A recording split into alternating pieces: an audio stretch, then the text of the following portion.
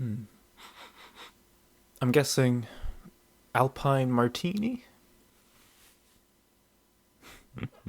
Correct again. I love scented candles, you know? I'm a stinky boy, okay? I've tried other air fresheners, and the air sprays remind me of tiny particles of piss. Incense makes me feel like a stoner.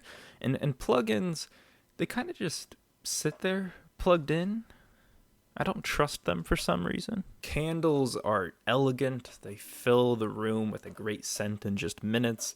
The flame gives a sort of a warm light to the room. Dare I say, they add a sense of danger. They're one of the oldest forms of light-bringing technology, from Egyptian animal fat, Roman beeswax, and today's candles, which cost $2,800. Jesus Christ. Alright, I just searched for the most expensive candle on Amazon, but even a respectable brand like Yankee will still have medium-sized candles for like $10 to $15. All it is some smelly wax in a jar that you end up burning. So I started getting into candles pretty heavily. I'd go through one about every week, which is like, 30 hours of burning a candle. And then I thought to myself, why are candles, this sort of primitive technology, so expensive? And so I thought, you know what? I bet I'm getting ripped off right now. I watched a couple how-to videos on making candles, and it's just as I thought. I could do this myself. All I need is some waxes, and, looking online, I should probably buy in bulk, because that way I can save money in the long run. I think 5 pounds of wax is fine. That's pretty good. And then I'll get some mason jars. The inner hipster in me loves that. If I get a dozen, that's a pretty good amount. I can reuse them after I use them once. I'll get some wicks.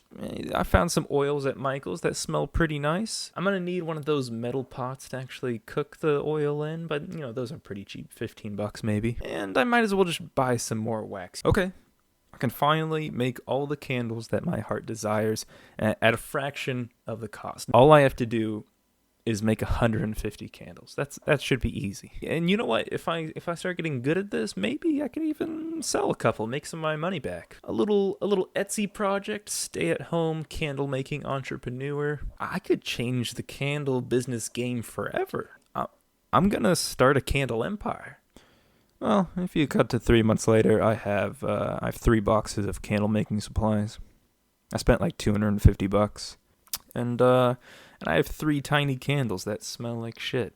A dead giveaway should have been that when my aunt heard I was trying to make candles, she gave me this big box of candle making supplies. I think she'd been storing that stuff for like 10 years. Pretty quickly, I found out that 5 pound of cheap soy wax sucked for making scented candles. And despite humanity's advances in beekeeping, beeswax is still pretty expensive. And the oils, if you want your candles to release any sort of smell besides the smell of dust and wax, you need these expensive concentrated oils that really jack up the prices. There was a ton of cost in trial and error in trying to make my own candles, and the whole process is also pretty damn boring. You melt some wax, you add some oil, you pour it in a jar, and then you wait like 4 hours. I came out of the experience defeated, down some cash, and I decided just to buy $150 of Yankee candles online to get that free shipping. To me, as a consumer who thought that it would be easy to make candles, the price of candles now makes sense. But I'm not the only person who has gone on this journey, because there's an inherent dissonance when it comes to candle making. The archaic nature of the craft makes it seem like it should be cheap and easy, but in reality, it's not that cheap to start up, and it's really hard to perfect, and it's not an endeavor worth pursuing, especially if you're interested in making money. The real money in amateur candle making goes to the middlemen. I watched my fair share of how-to videos before I bought my kit, but I recently came upon some YouTube channels of what I call candle entrepreneur hype men. These channels are candle enthusiasts like you and me, probably just me. These channels have tutorials, Q&As, tips and tricks, talk about selling on Etsy, what oils to buy, and oh, wait, what? What is this? Amazon affiliate link?